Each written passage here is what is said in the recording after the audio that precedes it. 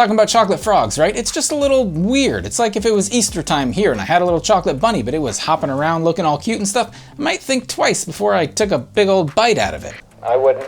What's that? I wouldn't hesitate. You wouldn't hesitate. If there was a cute little chocolate bunny hopping around, you would eat that? Oh, did you say chocolate? Yeah, I definitely wouldn't hesitate. Yeah, what were you talking about? Nothing. Don't worry about it. Weird, but not surprising. Hello Muggle and magical folk alike, I'm Josh, this is Josh Builds Stuff, and today we're talking about the Hogsmeade Village Visit set. This set just came out in June 2021, it contains 851 pieces and costs a whopping $80. Unfortunately, that price point is a little unfortunate. I think it's just a tad high for what we get in this set, but what we do get in this set are a couple of classic buildings from the Hogsmeade Village, if you hadn't already inferred that from the name of this set. We've got the 3 Broomsticks, which is, everyone knows, that's a pub, a bar, but not really a bar because it's full of high school kids, at least part of the year. I'm fuzzy on that. We also get Honeydukes, which is the candy shop down at Hogsmeade, which makes more sense for kids to be hanging out there. This set has a bunch of great details, both architectural and kind of just like little details contained within the architecture. That's the big details. It's also got a bunch of decent little minifigures in it, and we will talk about all of those fun little features about this set right after we build it. The build for this set was nice for the most part. It was a decent mix of like larger structural building bits and then a lot of little details added on as well. Both of the buildings came together relatively smoothly. They were similar yet different enough builds, and like I said, it was a nice mix between like building the larger structure pieces and adding a bunch of little fun details to the individual buildings. There were a couple too many stickers for my liking across these two sets, but what can you do? That's what we have to do with these moderately priced sets to get a lot of detail out of them nonetheless. I did build these on a live stream, so thank you all who came out for that, and I hope you had as much fun building this set with me as I did building it myself. My biggest problem with this set, maybe my only problem with this set, is I think it's just very slightly overpriced. What I'm saying is that this is an $80 set, and yet I get 2 moderately sized buildings. You can see them sitting here next to me. They're not huge, and so I think if I'm paying about $40 per building, is this little building by itself worth $40? I don't know. It feels more like a $30 building. Maybe the price per piece ratio would say otherwise. I don't like to follow that rule. This set does have a decent selection of minifigures. I mean, we got both Mr. and Mrs. Flume included there. What other set has that? Probably others. I'm not that well versed in the Lego Harry Potter world, but I think both of these buildings kind of feel more like $30 buildings, and the set itself feels more like a $60 to $70 set. $80 just seems a tiny bit steep, but this set did once again get me with a little bit of extra collectible element because you get the little golden Ron 20th anniversary minifigure. You get the couple of collectible wizard cards. I'll tell you who I got in those in a second. But first I want to take a look at the details contained within both of these little buildings. So this is everything contained within this little set. We've got a couple of buildings. We get a couple of little accessories like a little snowy bench upon which Dean is sitting in, a little wizard. Have you seen this wizard sign? Which is a little confusing to me because that tells me that this may be taking place during book 3. I think that's when they were looking for Sirius, and that's a little confusing because I thought the main large set from this same line was from Chamber of Secrets, but that's kind of besides the point. Hogsmeade is timeless, so you may or may not know. We've got 2 buildings contained here. Of course, Honeydukes, that is the candy shop. The exterior is nice looking. These giant window stickers were a little bit of a pain to apply, but overall I think the architecture here, the construction here, looks nice enough for like the size that we've got here. A little bit of detail, but nothing too crazy. The interior is really where it's at. You got a little candy shop interior there. Apologies for the harsh lighting. It's hard to show the lighting because it is quite dark inside there. We got a little cash register there with a little weight there. I was talking about this during the live stream, but it's like we've all been there, right? We've all been buying candy from a candy shop, and all of a sudden you put it on a little scale because it's weighed by scale, and it's like, oh, you said $47 for the gummy worms that I'm buying? Okay, today I'm too embarrassed to put this back, so apparently I'm buying $47 worth of gummy worms. But there's a bunch of other little nice details in there. You got some lollipops. You got these little printed head pieces again that may be difficult to focus on. That says acid pops, which is fun, especially for me as a 30-year-old man. Anytime that I drink pop, being soda in some places, I get acid reflux all the time. I literally have Tums in my pocket at all times. This is not a part of the bit. I didn't plan this. Here's a couple of Tums. I just reached into my pocket and pulled those out because I'm likely to have acid reflux this afternoon, just because I'm in my mid to late 30s. But otherwise, there's some nice little details in this set. You got this little thing, which I think is supposed to be like a little gumball machine. I can't quite tell. A couple little character decals on there, more stickers,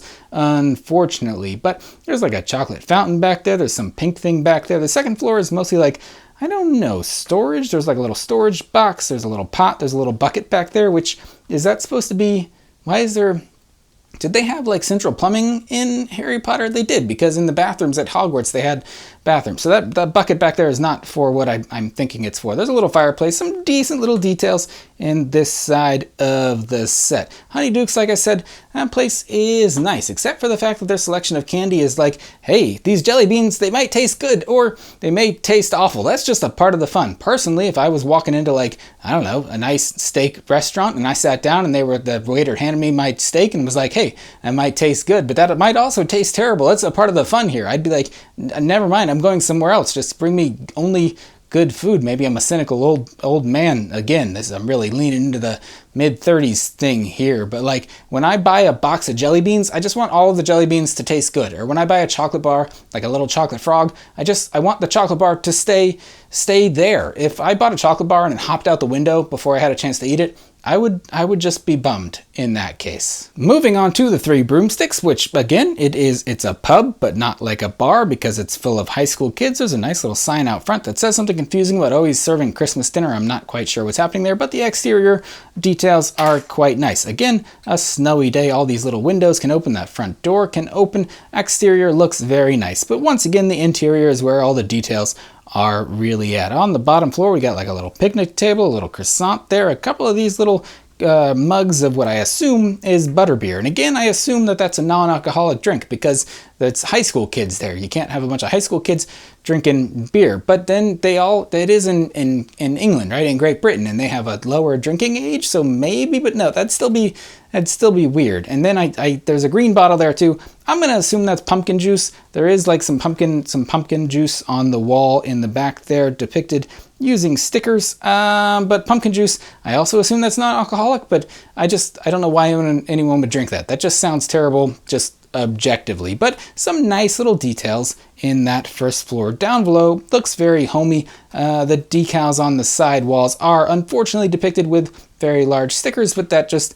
is what it is at this point. The second floor here looks very nice and cozy. A big old comfy armchair, a little stool there, a little dresser there. There's even a picture there depicting some, I don't know, magical town looking situation. There's a little bit of holly on top of the fireplace. Someone left their glass there, even though there's specifically a bucket right next to the bar where you're supposed to stick your cups and cauldrons and glasses and goblets after you're done with them. But kids, what do you expect from them? The fireplace looks quite cozy. There's a little Three Broomsticks logo hanging out behind there. This is, I think I like the Three Broomsticks interior a little better than that of Honeydukes, but maybe I'm an old man and I would like to hang out somewhere that looks cozy and has a bunch of nice hardwoods going on there. I like both interiors of these buildings. They both look quite fun. I like the interior of the Three Broomsticks better. That's just me. Overall, I think this set is rife with fun little details. There are probably things that I've even missed myself and have failed to point out, but overall, I think it's a lot of fun what LEGO has given us here today. The minifigure selection here, like I said earlier, is actually decent. You get both of the flumes. We get Madame Rosmerta, who runs the Three Broomsticks. We get a decent selection of other figures. We get Professor McGonagall, who, sure, she probably visits Hogsmeade every once in a while. Dean Thomas, who it is actually genuinely nice to see more Dean Thomas in these LEGO sets. He's like the second tier character. Give me more Dean, Seamus, and, I don't know, Neville adventures. What were they doing while our main three were off having cool little stories of their own? We also get Harry thrown in here. You gotta throw Harry Potter in. His name is on the box in the big letters. Other than that, I think the minifigure selection, it's fine here. They're kind of unique. They fit with the overall theme. I'm happy with that, especially, I guess, for the price, except for the fact that it probably does drive the price up more to add more minifigures here. That's all besides the point. What I'm saying is the selection here is decent. We also get a golden version of the Harry Potter franchise's golden boy, as I like to call him, everyone's favorite character. It is, of course, Ron Weasley, now even shinier and more golden than he usually is. He's got that little 20th anniversary decaling on the back of him, but hey, just chill out for a second, Ron. Give someone else a spotlight for once, you know what I'm saying? The joke is that no one cares about Ron Weasley. This set also comes with 4 of these dang new little collectible wizard cards, which come with the little chocolate frogs, which is fitting because this set contains Honeydukes. In this case, I got Professor McGonagall, I got Newt Scamander, I got Nicholas Flamel, the dude that had the Sorcerer's Stone at one point, Philosopher's Stone for those of you overseas, and I also got Gilderoy Lockhart, I think it's supposed to be. Scamander and Lockhart look very similar to me on these little tile things. In any case, out of the 8 total wizard cards that I've got so far, 2 of them are repeats, so I have a total of 6 unique characters out of the 16 total, so I'm not doing so great as of now. So overall, this set is fine. It's kind of nice for what it is, but it is only 2 buildings, a couple of little exterior snowy details. What if you wanted to portray Hogsmeade on not a snowy day? Did you think about that? Lego group?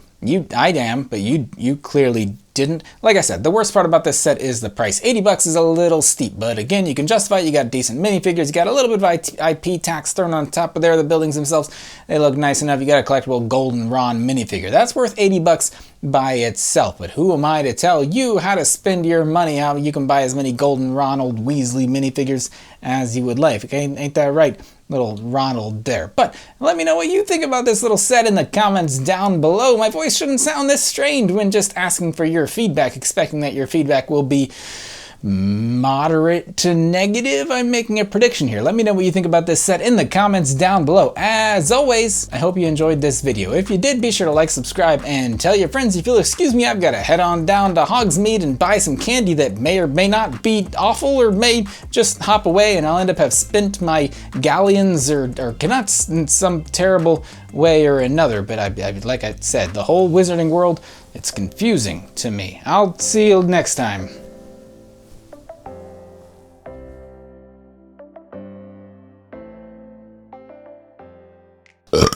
Oof, too much butterbeer.